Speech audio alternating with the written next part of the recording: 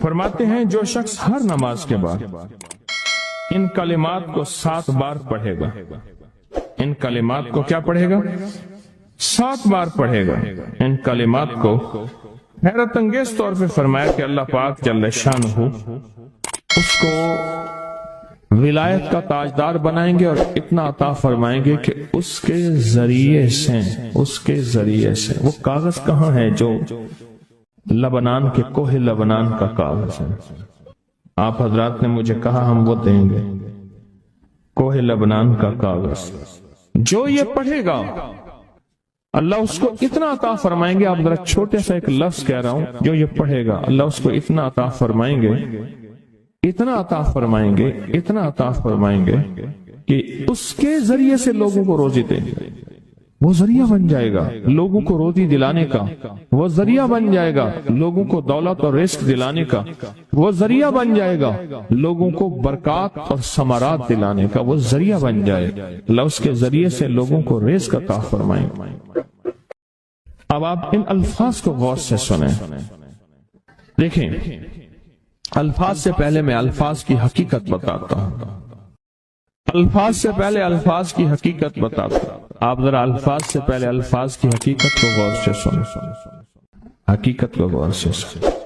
یہ بس والوں کے ساتھ آپ نے سفر کیا ہوگا، یہ اکثر ہوٹلوں پہ کھڑے ہوتے ہیں، جب ہوٹلوں پہ کھڑے ہوتے ہیں ڈرائیور اور بس کے عملے کا کھانا مفت ہوتا ہے، کچھ بندے لائے ہیں جو اپنا فکر کرتا ہے اگر وہ بس والا کہیں کھڑا کرتا بس بند کر دیتا اور خود کھانا کھاتا کیا مفت دیتے؟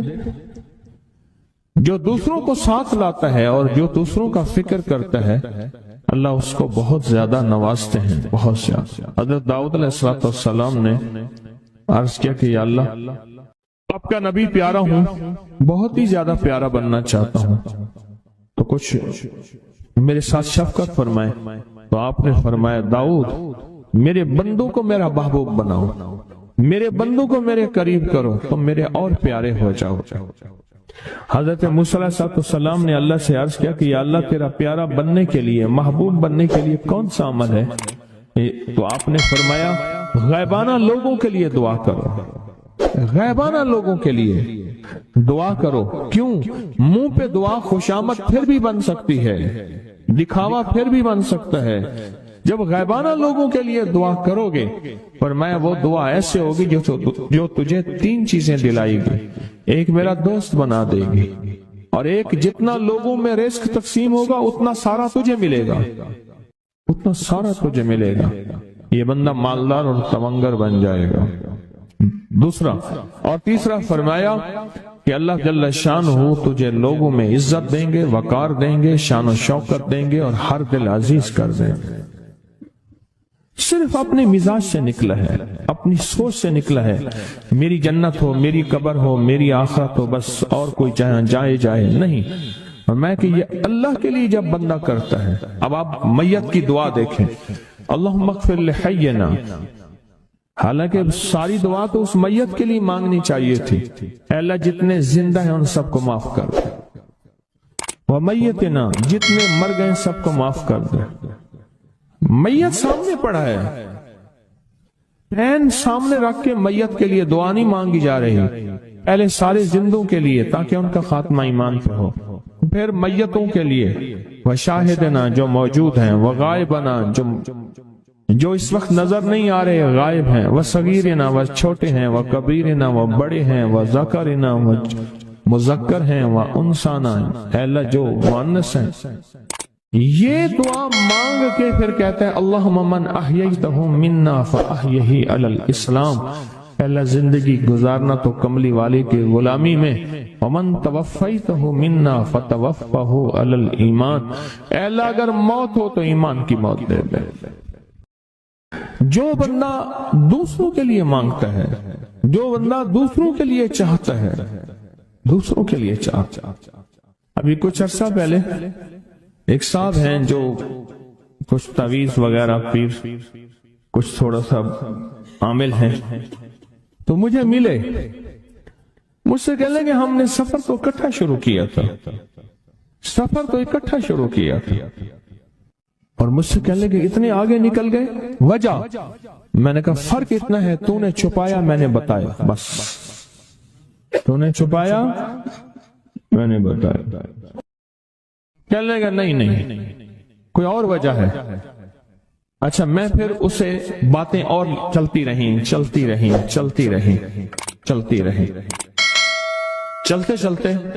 میں نے اس سے میں نے کہا کہ سورۃ والضحیٰ کا عمل ہے تیرے پاس اور تو پڑھتا ہے کام ہو جاتا ہے۔ ہنس پڑا، ہاتھ پہ ہاتھ مارا، کہنا ہاں ہے۔ میں نے کہا وہ بتا دو۔ بتاؤں گا، میں نے کہا بتا دو، فائدہ ہو جائے گا مجھے بھی۔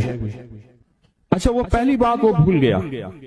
میں نے کہا تو چھپاتا ہے میں بتاتا ہوں۔ باتیں ہوتی رہیں لمبی باتوں کے بعد میں نے کہا سورۃ والضحیٰ کا عمل بتاؤ، نہیں بتایا۔ میں نے کہا تجھ میں اور مجھ میں فرق یہی ہے، میں سورۃ یہی والضحیٰ کا عمل، میں نے کہا یہی ہے جس کے کاف میں 9 بار یا کری۔ میں کہہ رہے پتا کر مجھ سے کیوں پوچھتا ہے؟ میں نے کہا تجھے یہ بتانا چاہتا تھا تو چھپاتا ہے میں بتاتا۔ تو مدد اس کے مطابق آتی ہے۔ اللہ کو اپنی مخلوق اپنے بندے پسند ہیں، جو اپنے بندوں کو، اللہ کی بندوں کا راحت کو سوچتا ہے، جو اللہ کے بندوں کی اندر کے درد اور مشکلات اور مسائل کو سوچتا ہے، اللہ پہلے اس کا بھلا کر دیتا ہے۔ ہو بھلا کر بھلا، ہو بھلا سو بھلے کا بھلا، بھلا کر بھلے کی جگہ بھلا ہوگا۔ اب یہ جو دعا ہے جو میں آپ کو بتانے لگا ہوں، اب اس کے لفظوں پہ غور کریں۔ اللہم اغفر لامت محمد صلی اللہ علیہ وسلم۔ اے اللہ، حالانکہ آپ نے لیے پڑھ رہا ہے، اے اللہ ساری امت محمدیہ کو معاف کر۔ اللہم ارحم امت محمد، اے اللہ امت محمدیہ میں جتنے بھی ہیں سب پہ رحم فرما، رحمت فرما، مغفرت فرما۔ اللہم اصلح امت محمد، اے اللہ امت محمدیہ کی جتنے بھی مشکلات مسائل ہیں ان کی اصلاح کر دے، پریشانیاں دور کر دے۔ اللہم استر، اے اللہ ان کے پردے رکھ دے، امت محمدیہ کے پردے رکھ دے، امت محمدیہ کے پردے رکھ دے۔ اے اللہ کسی کے پردے نہ ہٹا، اے اللہ سب کی مغفرت فرما، اے اللہ پردے رکھ دے، پردے رکھ دے سب۔ اور اللہم اجبر، کیا فرمایا؟ اے اللہ ٹوٹے دلوں کو جوڑ دے، جتنے دل ٹوٹے ہوئے ہیں اور دل آپس میں ٹوٹے ہوئے ہیں، آپس میں دل ختم ہو چکے ہیں، گھر ٹوٹنے والے ہیں، طلاقوں تک نوبت پہنچی ہے، یا دل ایسا ٹوٹا ہے کہ مانگ مانگ کے تھک گیا ہے۔ اے اللہ جتنے بھی ٹوٹے دل ہیں ان سب دلوں کو تو جوڑ دے، سب لوگوں کو۔ اللہم فرج، اے اللہ لوگوں کے لیے کشادگیاں کر دے، رزق کی کشادگی، صحت کی کشادگی، برکت کی کشادگی، رشتوں کے لیے کشادگی، کاروبار کے لیے کشادگی، زندگی کے سفر کے لیے کشادگی۔ اے اللہ لوگوں کے لیے کشادگی اور رحم کا معاملہ کر۔ اب آپ سوچیں اس ساری دعا میں ایک دفعہ بھی اپنے لیے مانگا؟ ایک درویش کے پاس ایک بندہ گیا، حضرت ولایت کا کوئی شارٹ کٹ بتائیں، بالکل آسان راستہ۔ فرمایا جب کوئی غیر مسلم بغیر کلمے کے مر جائے، کسی کونے میں منہ دے کے رو لینا، اللہ تجھے ولایت دے دے گا۔ احساس، درد، غم، اللہ کو یہ پسند ہے، اور اللہ کے ہاں اس کی قیمت ہے، اور اللہ کی بارگاہ میں اس کی قیمت ہے۔ اس پورے کے پورے وظیفے میں، اس پورے کے پورے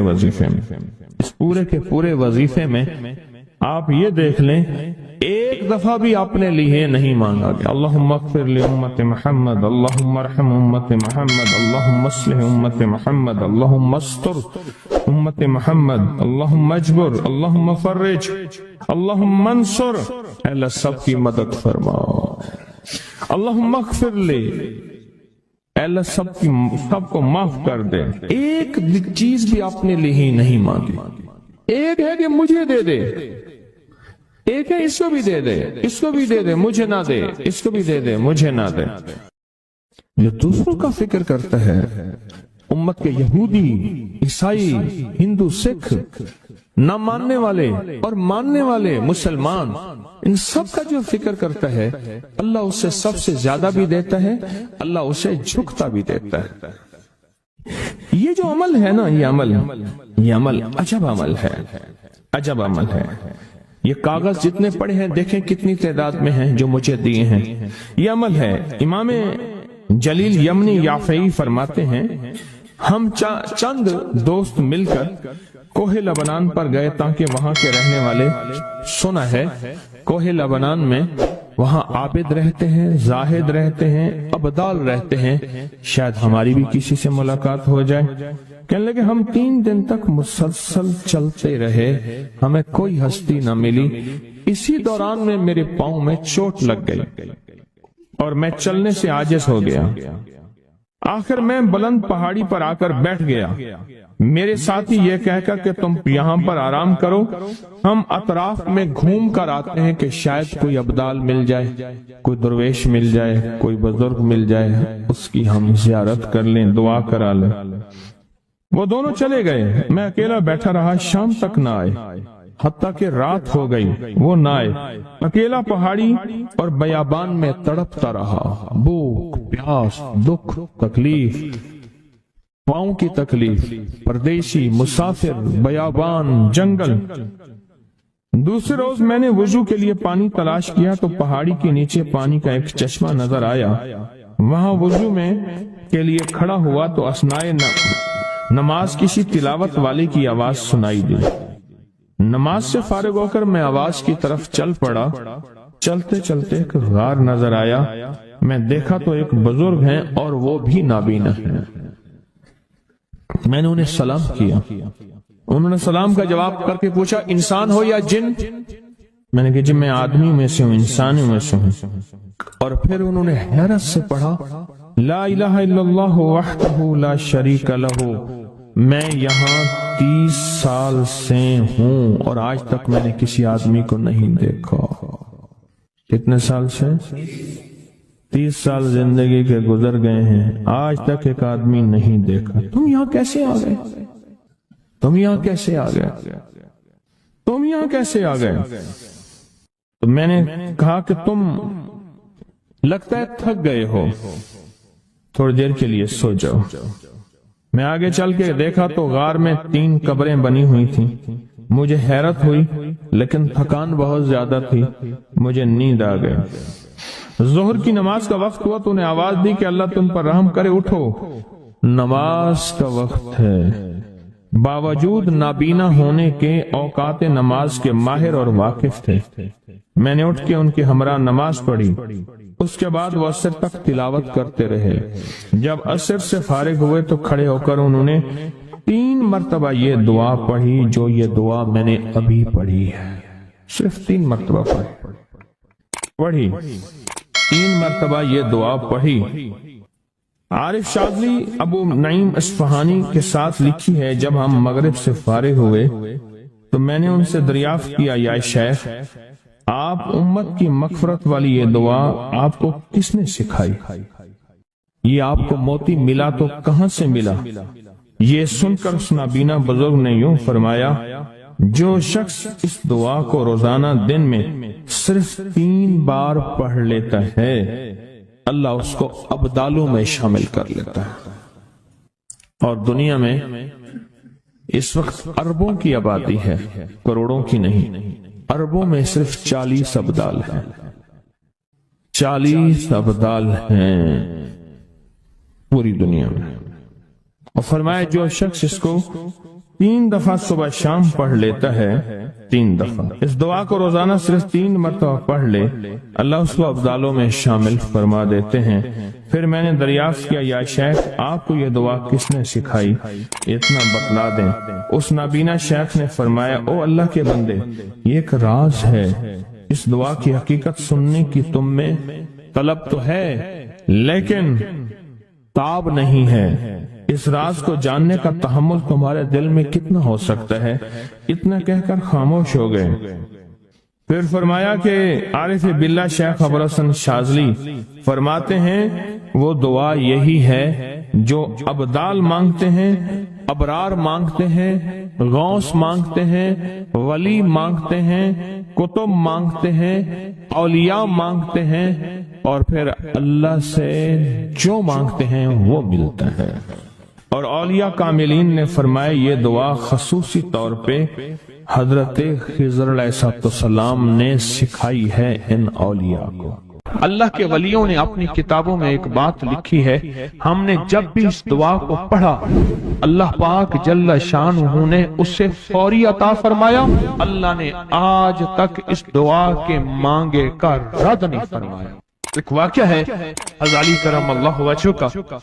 حضرت علی ایک سفر میں، تجارت کے سفر میں تشریف لے گئے، سفر تجارت میں آپ تشریف لے گئے۔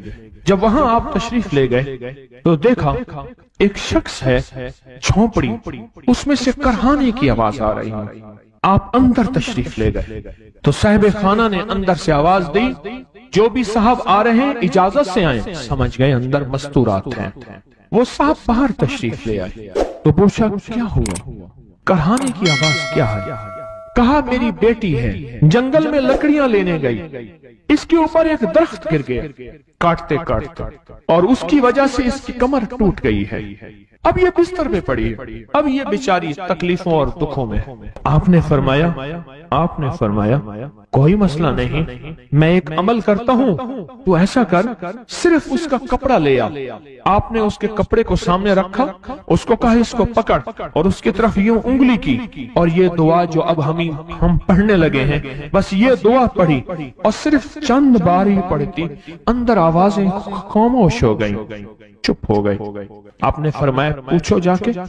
آپ وہ بندہ اندر گیا تو واپس آیا، کہا بیٹی کو نیند آ گئی ہے، آج کئی ہفتے ہو گئے ہیں سو نہیں سکی، در سے کرہا رہی تھی، اس کو نیند آ گئی ہے۔ آپ فرمانے لگے میں سفر میں جا رہا ہوں، جب واپس آؤں گا نا پھر پوچھوں گا، اگر کوئی تکلیف ہوئی تو پھر دم کروں گا، پھر دعا کروں گا، اور انشاءاللہ ٹھیک ہو جائے گی۔ آپ چلے گئے، آگے تشریف لے گئے تو آپ کے ہم سفر تھے، ان کی سواریاں تھیں، ان میں سے ایک گھوڑا تھا جس گھوڑے کو ٹھوکر لگی، چوٹ لگی، اس کے اگلے پاؤں کی ہڈی گھٹنا باہر نکل گیا، وہ ایک طرف ہو کے بیٹھ گیا، اس کا گھوڑا چل نہیں سکتا تھا۔ اس نے آ کے حضرت علی کرم اللہ درخواست کی کہ آقا اس کے لیے کچھ فرما دیں۔ فرمایا میں اس کے لیے دعا کرتا ہوں، یہ ٹھیک ہو جائے گا، اور آپ نے دعا پڑھنا شروع کر دی، اور فرمایا یہ اس کے ہاتھ پہ، اس کی ٹانگ پہ آپ نے ہاتھ پھیر دیا، جو معذور تھی ٹوٹی ہوئی نکلیا ہوا گھٹنا تھا، فرمایا ٹھیک ہو گیا۔ اور قافلے والوں نے دیکھا وہ گھوڑا سب سے آگے تھا، سب سے سبک رفتار تھا، اور سب سے لاجواب تھا۔ آگے ایک جگہ تشریف لے گئے تو قافلے کو پیاس لگی، پانی کی ضرورت تھی، کنواں دیکھا تو کنواں خشک تھا۔ آپ نے فرمایا کوئی بات نہیں، یہ دعا پڑھی، اور دعا کو پڑھ کے اپنا لعاب کنویں میں ڈال دیا۔ فرمایا کنویں میں پانی کا ایک جوش اٹھا، اور پانی اٹھا اور منڈیر سے باہر نکلا، لوگ پینے لگے تو آپ نے روک دیا، فرمایا مت پیو، کنویں کا جو کھڑا کالا پانی ہے وہ نکل جائے، اور پھر شفاف پانی جب نکلا فرمایا یہ پانی پیو، مشکیزیں بھرو، سواریوں کو پلاؤ۔ قافلہ چلتا رہا، آگے تشریف لے گئے، آگے دیکھا تو کھانا ختم ہو گیا، اتنا کھانا تھا کہ اب کھا لیں، آئندہ کیسے کھائیں گے؟ تو آپ نے فرمایا جو کھانا ہے لے آؤ۔ آپ نے کھانے کو رکھا، اوپر کپڑا ڈال دیا، اور یہ دعا پڑھنی شروع کر دی جو ابھی ہم بیٹھ کے پڑھیں گے، خوش قسمت ہیں۔ اور کپڑا ڈال کے فرمایا دعا فرمائی، یہ عمل فرمایا، یہ دعا پڑھی، اور اس کے بعد فرمایا دیکھو کھا لیا، اور فرمایا ہمارا 17 دن کا سفر تھا، اس 17 دن میں ہم نے کھایا، لوگوں کو کھلایا، جہاں لوگ آتے تھے ان کو بٹھاتے تھے، دسترخوان ہمارا تھا چند افراد کا، پھر سینکڑوں لوگوں نے کھایا۔ 17 دن کے سفر میں تھوڑی سی کمی بھی نہ ہوئی، جب گھر لوٹے تو وہی کا وہی ہمارا خزانہ، کھانا وہی سارا توشہ موجود تھا۔ آگے تشریف لے گئے تو ایک تجارت میں ایک دیکھا تو ایک بندہ ہے ٹھیکریوں پہ ٹھیکریاں مار رہا ہے، آپ اس کی طرف تشریف لے گئے، آپ نے اس کو جا کے دیکھا، لگتا ہے کہ تو پرانا جواری ہے، उसने कहा जुआ खेलता था, सब कुछ हार बैठा हूँ, हर चीज जिंदगी खत्म हो गई है। आपने फरमाया अच्छा ऐसा कर तौबा की नियत कर ले, अल्लाह से तौबा कर ले, और फिर मैं तेरे लिए दुआ भी करता हूँ, अमल भी करता हूँ। तो ऐसा कर, पत्थर पे पत्थर मार, तेरा हर पत्थर सोने का बनता जाएगा। आप बैठ गए, उसने वैसे ही पत्थर पे पत्थर मारा, और जैसे बेचारा बेबसी की हालत में पहले मार रहा था, आपने दुआ करनी शुरू कर दी, ये दुआ पढ़नी शुरू कर दी, और दुआ पढ़ते पढ़ते देखा तो लोगों ने पत्थरों की शक्लें बदलना शुरू हो गई, और जो पत्थर भी उसके हाथ में आया था वो सारे पत्थर सोने के बन गए। आपने सारा सोना उसको दिया, चल पड़े। सफर में आगे जाते जाते देखा कि एक शख्स है, उसके साथ एक बच्चा है, एक बूढ़ी औरत है, एक बूढ़ा गधा है, और वो सारे पैदल चल रहे हैं, गधे को सवारी को साथ लिए हुए। तो आपने पूछा क्या हुआ? उन्होंने कहा एक सांप है जो इस गधे पे मुसल्लत है, उस सामने बैठा है, वो नीचे नहीं उतर रहा, हमने मारने की कोशिश की है, उसकी फुंकार से असा जल जाता है, और जला हुआ असा दिखाया, डंडा जला हुआ दिखाया कि फुंकार से डंडा जल जाता है, वो मुसल्लत है गधे पे, हम पैदल चल रहे हैं, मंजिल पे है, सांप मुसल्लत है, इसका कोई हल नहीं। आपने फरमाया इस गधे को इस झाड़ी से, इस दरख्त से बांध दो, और बांध के आप किबला रुख हुए और ये दुआ पढ़नी शुरू कर दी, और फरमाया फिर दूसरे रुख हुए और ये दुआ पढ़नी शुरू कर दी, और तीसरे रुख हुए, और दुआ पढ़ने के बाद आपने उस सांप पे फूंक मारा, सांप चींटी बन के छलांग लगाई और गायब हो गया। तो उन्होंने पूछा आका ये क्या था? फरमाया ये तुम्हारे ऊपर एक दुश्मन जिन मुसल्लत था जो के तुम्हारी जानों और इज्जतों का लुटेरा था। आखिरकार आपके गुलाम ने आपसे पूछा आका अगर आप ये दुआ हमें सिखा दें, चश्मे फैज से गरेक इशारा हो जाए, चश्मे फैज से गरेक इशारा हो जाए, लुत्फ हो आपका और काम हमारा हो जाए। आए बिस्मिल्लाह करके इस दुआ को पहले सुनते हैं। या वहाब हबली मिन नेमत दुनिया वल आखिरह इन्नका अंतल वहाब। अल्लाह के वलियों ने अपनी किताबों में एक बात लिखी है, हमने जब भी इस दुआ को पढ़ा अल्लाह पाक जल्ल शानहू ने उससे फौरी अता फरमाया, वरना उसकी निस्बत अता फरमाई, और वरना चंद लम्हों में अता फरमाया, वरना चंद दिनों में। अल्लाह ने आज तक इस दुआ के मांगे का रद्द नहीं फरमाया। मेरी एक दरखास्त है सूरत इखलास 2 तस्बीह जिंदगी का मामूल बना लें, इसको तो कभी ना छोड़ें। क्या ख्याल है? 2 तस्बीह जिंदगी का मामूल बना लें, इसको कभी ना छोड़ें। उसका फायदा क्या होगा? उसके अनोखा फायदा होगा।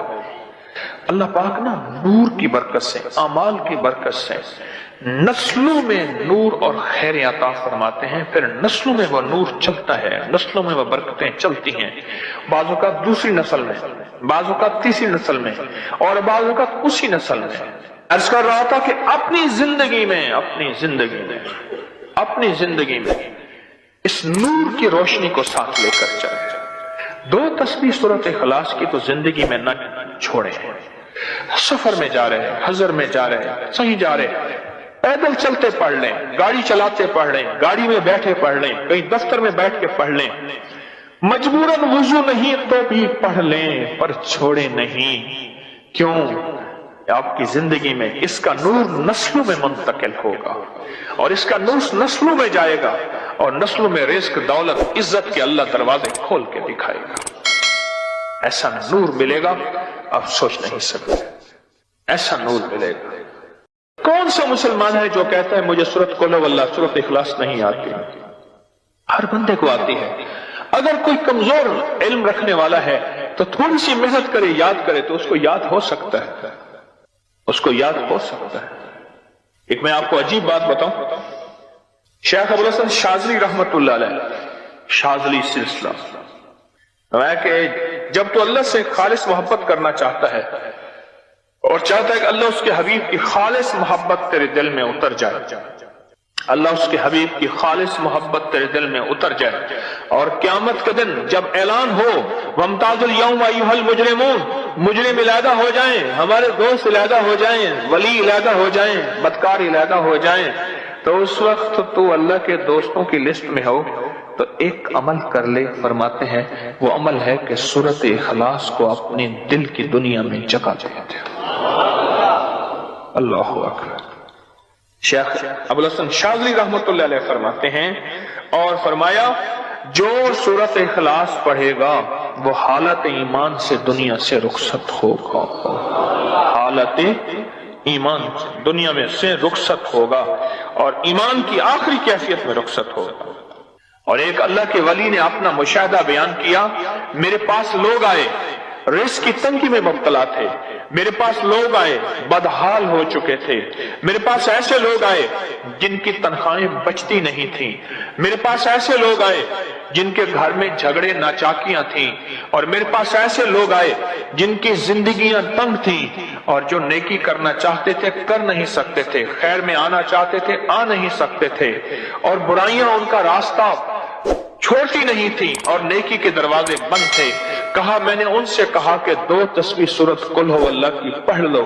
جب سے انہوں نے پڑھنا شروع کیا سورۃ قل هو اللہ ان کا ضامن بن گیا، اور سورۃ اخلاص ان کا سہارا بن گئی، اور سورۃ اخلاص ان کا ساتھی بن گئی، اور سورۃ اخلاص ان کا محافظ بن گئی، اور سورۃ اخلاص ان کا معاون بن گئی، اور سورۃ اخلاص ان کو زندگی میں لے کر چلنے والی روشنی بن گئی، اور ان سے سارے اندھیرے چھٹ گئے اور ساری ظلمتیں چھٹ گئیں، اور خیریں اور برکتیں ان کی چوکٹوں ان کے دروں کو مالا مال کر دی۔